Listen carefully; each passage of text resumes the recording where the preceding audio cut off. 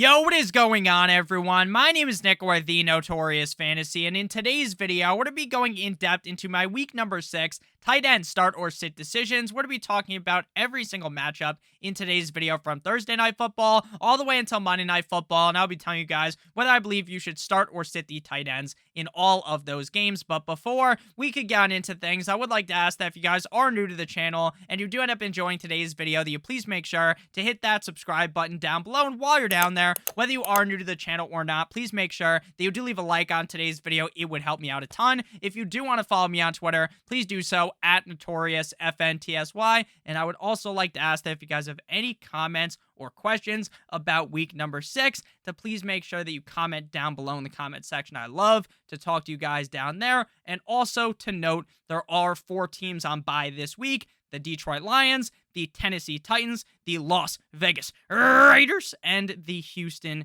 Texans, which means that we have slim pickings at the tight end this week. So let's get into today's video. We begin with Thursday Night Football, the Washington Commanders at the Chicago Bears. Now, for the Bears, Cole Kmet has actually started to see a ramp up in terms of targets in this offense, and it appears that this team wants to throw the ball more. But until I actually see them throwing the ball at a significantly higher clip than they are right now, there is no way that I will trust Cole Kmet. This game has a game total of under 38 points. 38 points. So if there was ever a game for Cole Kmet to break out, for them to throw the ball a bunch, it's probably not on Thursday Night Football up against the Commanders. So I'll be sitting Cole Kmet down. Mr. Logan Thomas will not be playing in this game, so John Master Bates will be starting for the team. Now, he's not this terrible tight end, but again, this game total is so low that I don't really want anything to do with it, especially with these tight ends. So John Bate and Cole Kmet are going to be sits for me. Next up, we move to the Sunday slate, beginning with the San Francisco 49ers at the Atlanta Falcons. And I don't know how on Twitter you guys are. I'm chronically on Twitter. I'm on Twitter all the time. But there's this meme called the Battle of the Mid. Now, the event is actually a historical battle called the Battle of Midway, but they remove the way part, just the Battle of Mid, meaning basically just 2 mid things going toe-to-toe. And we have the Battle of Mid tight ends, George Kittle versus Kyle Pitts. Now, both of these guys were drafted very high in your fantasy football drafts, and even when they fell, they probably only fell to like the 4th or the 5th round at most. So George Kittle and Kyle Pitts were players that everyone was counting on going into the season, including myself. Kyle Pitts has been a complete and utter fucking unmitigated disaster. He had 1 decent game. All his other games were duds. Now, is there ever going to be a game where Kyle Pitts wakes up?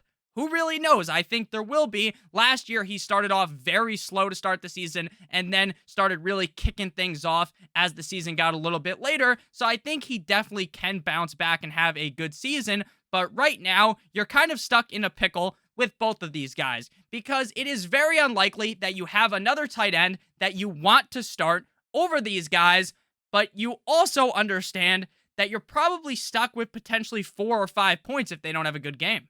And it truly sucks because, again, everyone, including myself, really believed in both of these tight ends. But right now, if you do have some other options, you might want to be starting them over both Kittle and Kyle Pitts. Kittle did return from injury, so he did miss the start of the season.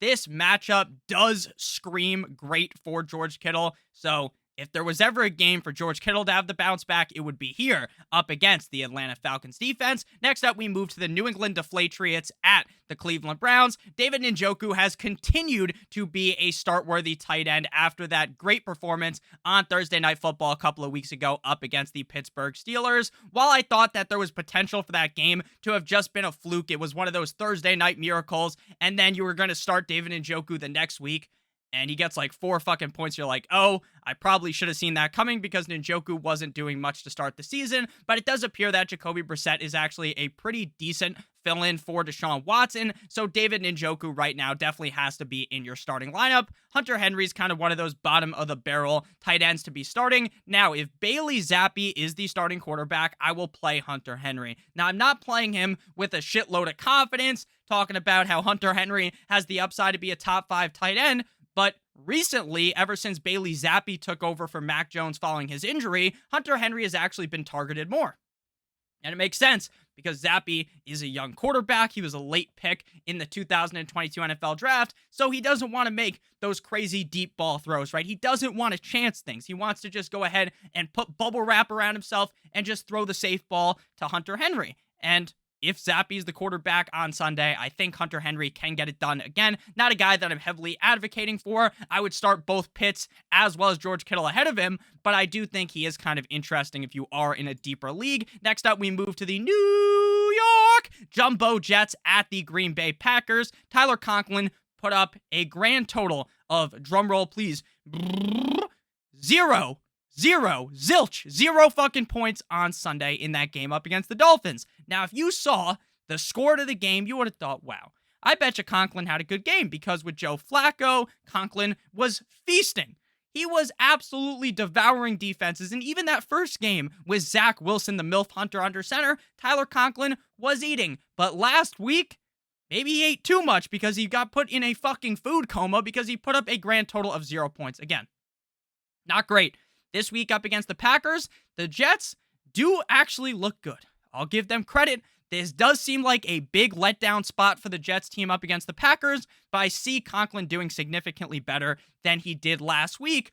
But seeing that game and how effective they were at running the ball, the Packers defense is bad at containing the run. We saw Saquon Barkley run a fucking train on them last week in England for the Queen, so I'm not too sure if Tyler Conklin's really super viable, but the tight end position is extremely shallow. Outside of those top 4 couple of guys, it's very difficult to predict them, so you're kind of stuck with Tyler Conklin at this point. Big Bob Tonyan for the Green Bay Packers hasn't really lived up to my expectations that I had for him. I kind of had much higher expectations for Tonyan compared to most. Since Davante Adams was in Las Vegas, I thought if Robert Tonyan was able to be healthy for the start of the season, then he could be this huge red zone threat for the Packers. Now, the Packers offense has been a bit of a disappointment, but if there was ever a game to get Robert Tonyan going, it would be up against the Jumbo Jets. Next up, we move to the Jacksonville Jaguars at the Indianapolis Colts. Now, Mo Alley-Cox,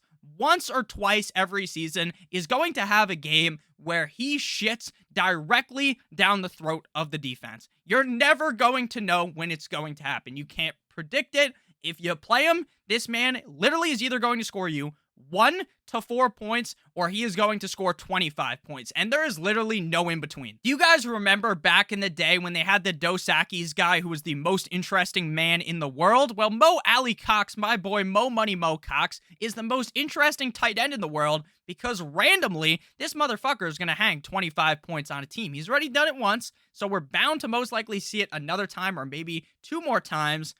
But it's impossible to predict, so I'm sitting him down up against the Jaguars. Evan Ingram, Eazy-E. Evan Ingram has shed the thoughts from prior seasons of the fact that this guy, while he's great build, he's got a great build, pause, he literally is really good once he catches the ball. The issue with him in the past was that he couldn't catch the fucking ball. It'd be thrown to him. He has butterfingers. But this season, he's kind of corrected that. He's been significantly better at catching the ball when it's thrown to him. And he's been getting a decent amount of targets. He saw an ass load of targets last week. I think he is definitely a start-worthy tight end going forward until he proves not to be. Next up, we got the Minnesota Vikings at the Miami Dolphins. Right now, the Miami Dolphins are going to be starting Skylar Thompson on Sunday. Tua Tagovailoa did return to practice, but they basically ruled him out on Sunday. Teddy Two Gloves got a concussion, even though he didn't get a concussion last week. I've talked about this a decent amount. That was bullshit. They rule him out because he wobbled when he got up. He didn't fucking wobble. Didn't wobble at all, but it is what it is. So Teddy can be cleared tomorrow to practice on Thursday, getting cleared from nothing because he's perfectly fine. And they're saying he's going to be the second string quarterback. I don't think the leash is going to be very long for Skylar Thompson. So if he struggles, I think Teddy Two Gloves is going to come in the game. But Regardless of that, it doesn't really matter for my main man, Mike Licky Amagasicki. He had one good game up against the Baltimore Ravens where he scored a crucial touchdown for the team. But besides that, the guy's been doing his best John Cena impression because you can't see him. They try to use him to block. The Dolphins need a tight end that blocks for the scheme for Mike McDaniel. Mike Licky Amagasicki does not do that. So Mikey G is left on the bench. Irv Smith Jr., this Dolphins defense is decimated. Dolphins defense is missing many key pieces with injuries, so Irv Smith should be able to have a pretty decent showing in this game, but Irv Smith is kind of in that category of tight ends where it's like touchdown or bust, basically. Next up, we move to the Cincinnati Bengals at the New Orleans Saints, and we get to talk to the man that has ruined fantasy football, Taysom Hill.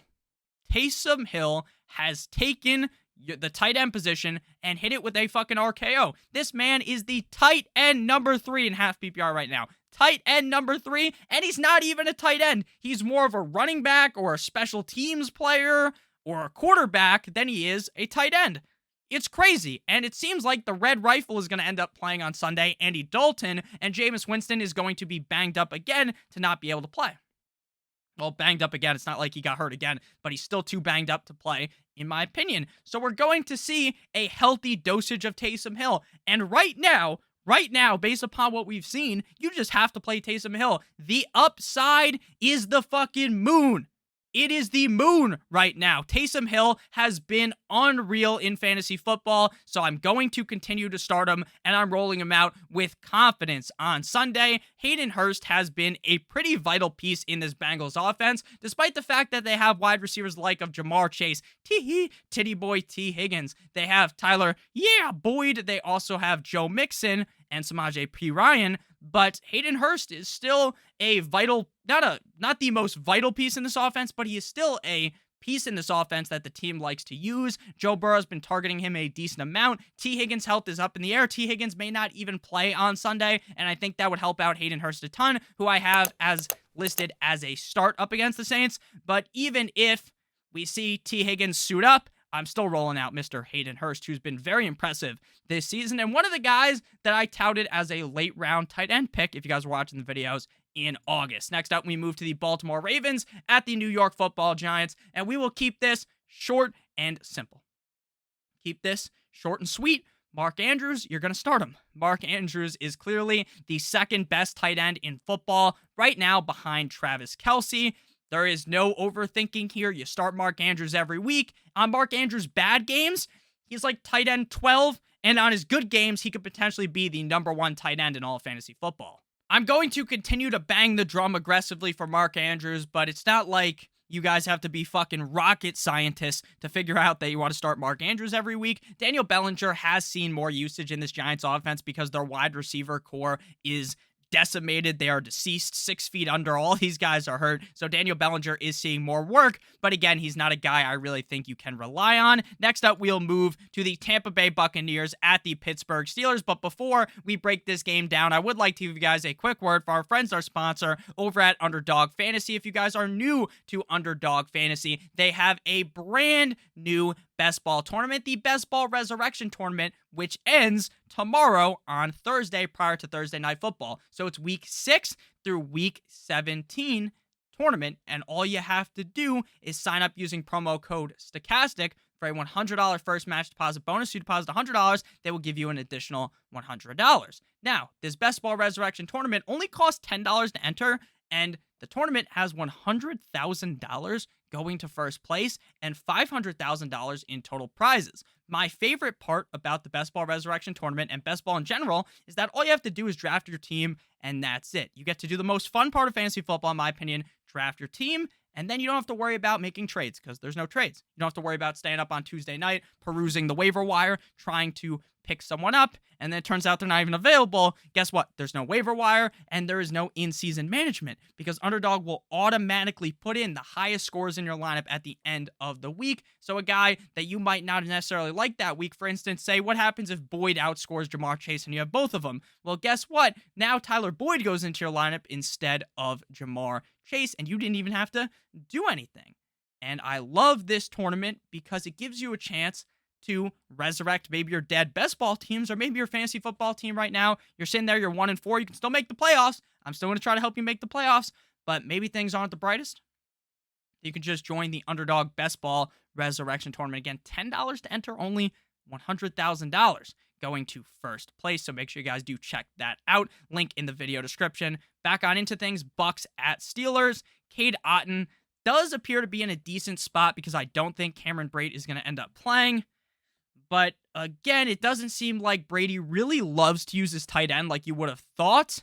I mean, he left his other tight end, his wife. You hate to see that, but without Gronky Poo, Mr. Gronk, doesn't seem like Brady really loves to throw the ball to the tight end. Zach Gentry would be the starting tight end for the Pittsburgh Steelers if Freiermuth is not able to go. Based upon what I've seen, it seems like Pat Freiermuth is not going to be playing on Sunday again. Something to monitor. If he plays, I'd play him even up against the Bucks because he's going to see so many targets, but I would say that's far from a lock for him to play. I think Zach Gentry is a sneaky start, but I don't really feel confident in that. I just feel like we're going to see Pickett feed him the ball, potentially. Next up, we move to the Carolina Panthers at the LA Rams. The Panthers have Ian Thomas as well as my boy Tommy make that ass tremble. At the end of the day, up against the Rams, I know the Rams have been a complete and utter unmitigated fucking disaster. They've been a dumpster fire. All of the bad terms you want to use, the Rams have been. But Ian Thomas and Tommy Tremble just are not very involved. PJ Walker under center for the Panthers. For the Rams, despite the fact that Matthew Stafford has looked like dog shit that can stand on 2 feet, at the end of the day, Tyler Higbee is still a key piece in this offense. Matthew Stafford continues to Salt Bae style pepper this man with targets week in and week out. Doesn't matter if Stafford doesn't even throw a touchdown in the game. A lot of targets will be going to Tyler Higbee as well as Cooper Kupp. Next up, we got the Arizona Cardinals at the Seattle Seahawks. This is a game that I talked about in the quarterback video that I found very interesting because the NFL is going to move this game potentially to 5:15 Eastern Standard Time if the Mariners are able to make it to game 4 or something like that. Makes no sense. Like, football's king. Why the fuck are we moving? I understand. Nick, the Seattle Mariners play in Seattle, so do the Seahawks. So fucking dumb. I don't get how that's a rule. That makes no sense. It's not like if the Yankees were playing at 1, the Giants game would be moved. At least I don't think so. Zach Ertz is going to be a start for me. Zach Ertz is a starter every single week. Once DeAndre Hopkins comes back, maybe that does kind of devalue Zach Ertz a little. But I'm still going to play him anyways. DeAndre Hopkins is not back yet. This defense in Seattle is not very good. The Seattle offense does look very good, so this might end up being a tit-for-tat, very high-scoring back-and-forth affair. So I like Zach Ertz a bunch. Will Dissly is in for a potential huge boom spot here. The Arizona Cardinals are atrocious against the tight end. The tight end position just takes the Arizona Cardinals out back and shoots them in the back of the head like they are Lenny from Of Mice and Men, and I fully expect Will Dissly to go insane. Plus, the fact is that Geno Smith loves throwing to the tight end. My only worry, the one thing in the back of my head that does somewhat concern me, is the fact that Geno does really love tight ends. It appears he likes Will Dissly, but would it be that out of the ordinary if Noah Fant took a shit on the chest of the Arizona Cardinals? No, but I still think I'd rather start Dissly. If you're in a deeper league, I think you can talk yourself into playing Fant. Next up, we got the Buffalo Bills at the Kansas City Chiefs, the game that everyone's going to be waiting for, right? This is the primo game of the season so far. We're 6 weeks in. This is week 6. This is the best game on paper. Will it end up being the best game? Who knows? But on paper, this looks like the game of the year, and a game we'll probably see in the playoffs potentially. Travis Kelce is a must-start tight end every single week. We're not going to try to dive super deep into this. Last week, this motherfucker scored 4 touchdowns and only had like 35 yards. He had more fantasy football points than he had yards. That is unheard of, and I think it was Marvin Harrison. I could be wrong on this, but whoever scored 4 touchdowns and had the least amount of yards, I think it was 4 touchdowns and 97 yards. Now, again, don't be like, Nick, you dumb fuck. It was actually 99 yards, and it was not Marvin Harrison. It was someone else, but you get what I'm saying. It was 90-something yards and 4 touchdowns was the lowest someone's ever had with 4 touchdowns. Travis Kelce had like 30 yards. Absolutely insane.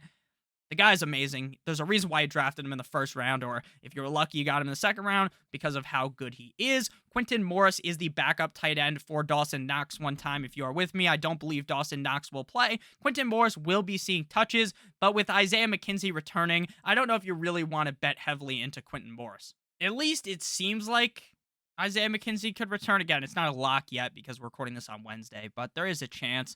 Quintin Morris is kind of interesting. He did look good in that game last week up against the Steelers, but I just think you're kind of grasping because like Dawson Knox gets paid all that money and Dawson Knox wasn't even playing good. So why would this backup tight end come in and be a start-worthy guy? Just in my opinion, the logic doesn't really add up. Next up, we got the Quintin Morris, or whatever his name was. Was that his name? We'll go back here. His name was Quintin Morris, yes. Like he's more of a DFS play than like a redraft play. Next up, we got the Dallas Cowboys at the Philadelphia Eagles. And we got Dallas up against Dallas. So fucking funny, Nick. Dallas Goedert has clearly cemented himself inside the top 5 at the tight end position in fantasy football. Now, the Philadelphia Eagles do have a lot of options to give the ball to, and Jalen Hurts will at times vulture touchdowns by running the ball in. He will also hand the ball off to Miles Sanders, and Miles Sanders looks incredible this year. Miles Sanders has really been one of my biggest misses this season. I've been fading him for years, so I've actually been correct every year except for this year, so it is what it is. The touchdown luck. He had 0 touchdowns last year. He already has a zillion to start off the season. So I was wrong on him. It is what it is. But Dallas Goedert does still appear to be one of the key pieces on this team. The Dallas Cowboys defense is decent, but with how bad the tight end landscape is, there's really no way you can sit Dallas Goedert at this point. Dalton Schultz is definitely going to be a sit for me. Now, they're saying that, oh, he's doing a little bit better. He's progressing more. He's playing in these games. He's just not being targeted by Cooper Rush. Maybe when Dak Prescott returns, then I'll be like, oh, Lord, oh, man, it's time to play Dalton Schultz. But right now, I am staying clear away from Mr. Schultz on Sunday night football. Cowboys at Eagles. Final game here, we got Monday Night Football. The Denver Broncos country. Let's ride at the Los Angeles Chargers. And I'm going to call my shot deep from 3, Stephen Curry style. I think Eric Saubert, tight end of the Denver Broncos, might be start worthy. Now, I'm not saying that you need to fucking spend a bunch of fab on him. Obviously, that already happened, but you don't have to empty the wallet to get Eric Saubert. The Broncos want to throw to tight ends. Albert Aquabonum is not that guy. They don't give it to him. They give it to the other guys, and Eric Saubert appears to be a piece in this offense that could be good. The Chargers defense has not been the best on paper going into the season. That's why we play the football games. That's why it's not just decided at the beginning of the season, oh, this is the team that's going to win everything, right? The Broncos, everyone got down on their knees, gawk 9,000 for these guys. They sucked them off, and they suck ass. The Chargers, their defense on paper is like, oh, wow, they got all these new pieces. Oh, my God, so exciting. And they're not very good at all defensively. So Eric Saubert could have a big game. Gerald Everett is must start. Keenan Allen does seem like he's going to be good to go in this game based upon what I've read. Even so, I'm still playing Gerald Everett. I think the Chargers might kick the shit out of the Broncos, and Albert Aquabonum is going to be a sit. So thank you guys all so much for watching today's video. If you did end up enjoying, make sure that you hit that subscribe button down below, as well as hitting that like button. It would help me out a ton. If you do want to follow me on Twitter, please do so at NotoriousFNTSY. And if you have any questions about week number 6, please make sure you ask down below in the comment section. I love you guys all so much. I hope you have a great rest of your guys' day. And as always, good boy!